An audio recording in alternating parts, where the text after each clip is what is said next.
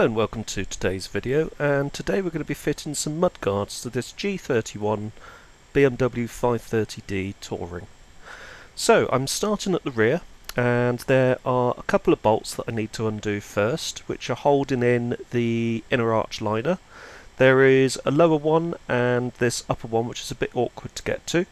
You would find the job easier by removing each of the wheels in turn, but to be honest with you, I was being lazy and just wanted to do it with as little effort as possible. Now, the bolts themselves, certainly on my car, which is a 2018 model, are 8mm in size. There is one lower bolt that the kit is supposed to fit to, but for love nor money I couldn't actually get that to fit, so it is held in with one 18mm standard nut, standard bolt, down at the bottom, around about sort of I was trying to think in size, about 20 centimetres in from the rear bumper, so actually in the inner arch itself. And as you can see there, I'm using a previously unused hole in the arch liner, which would actually have a bolt in it, to actually put one of the screws that came with the kit. The kit itself actually came from eBay. BMW don't seem to, certainly in the UK, don't seem to supply rear splash guards as standard, so I've had to go elsewhere to find the splash guards themselves. The quality is actually pretty good. They're certainly a good sturdy plastic guard. They are comparable to factory ones that I've got on the Zafira Tourer, which are pretty good as well. They're sort of a standard sort of quality, so they're not bad at all. Getting them on at the back here is a little bit fiddly. You have to use a stubby screwdriver to get the additional bolt in there, but to be honest with you, the rest of it you can do by just sort of squeezing your hands in between the wheel and the inner arch itself, so it's far from a terrible job to actually have to do. In total, the rear ones probably took me about 15 minutes aside.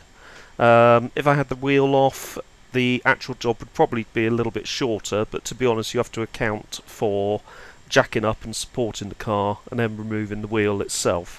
I found it easier personally just to do it by hand this way.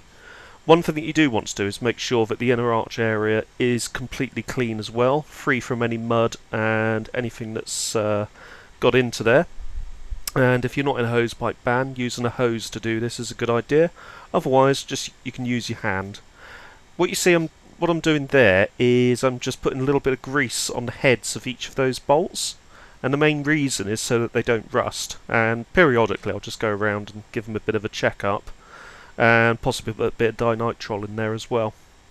Just giving the area a general clean where any of the sort of mud dust may have got onto, and then moving to the front. Now, the front on these has actually got, on the pre-LCI models, which mine is, as they actually have this air vent in the wing, and it actually goes right the way through to the outside of the car.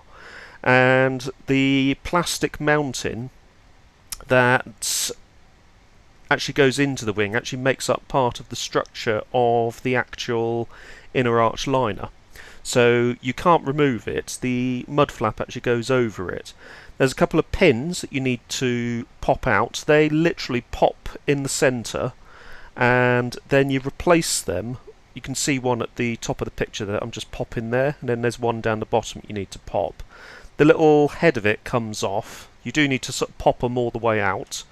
They attach to a couple of flange points on the wing itself, and the kit is supplied with a couple of fitments that you would actually screw a bolt into, so one of the supplied bolts. Now, what I did with those is, because I'm conscious that I don't want to be stripping paintwork or anything like that, is I actually dipped them in some standard lithium grease. So there's one there. I've dipped it in some grease, and then I just tuck it in, so just peel back ever so slightly, just peel back the liner itself and then tuck them onto the flange, and that way what I'm doing is I'm protecting the flange itself, so I'm not scratching any of the metal, but also I'm protecting the bolt that goes into there from rusting out or anything of that nature. The bolt itself you would actually put on once you've got the new guard on there. It will go through the guard and then into the wing itself, into those fitting points. It's a bit fiddly to get on, but once you got it on, it's absolutely fine. In total, there are 3 bolts on the air vent itself, then another bolt on the inner wing area, quite low down. Then there is a bolt underneath that holds the inner wing guard to the floor pan guard. So basically on the G31 and G30 models, like a lot of more modern BMWs, there is basically plastic covering pretty much the entire underside. The reason why it's like that is for aerodynamic reasons, as well as protecting the underside as well. One thing I discovered when I was peeling back the arches, or rather having a look inside the inner arch area, is a lot of mud does catch in between the sill cover and the sill. So that is going to be an area that in a couple of years I'll probably take off both front wheels, strip out the inner arch liners completely and thoroughly clean that area, and possibly chuck some dinitrile down there. Yes, they are very well rust protected from new, but you can never be too certain, especially when you've got arguably a built-in mud trap, water trap like that.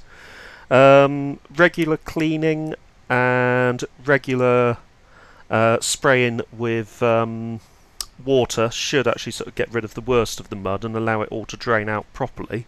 But it is just something that you want to be aware of if you own one of these cars.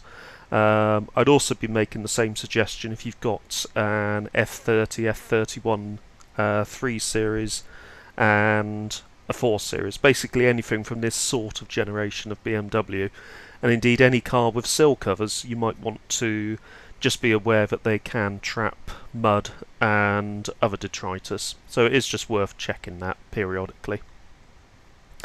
Now the final thing that I'm doing here is I've just turned the front wheels so I can actually get to these bolts a bit easier, and that also gives me the opportunity to get to those cross-headed bolts, which you can see just on the outer part where the guard actually attaches to the wing itself, and that's where those new inserts came in handy. So the inserts actually go in and slip onto the flanges on the wing.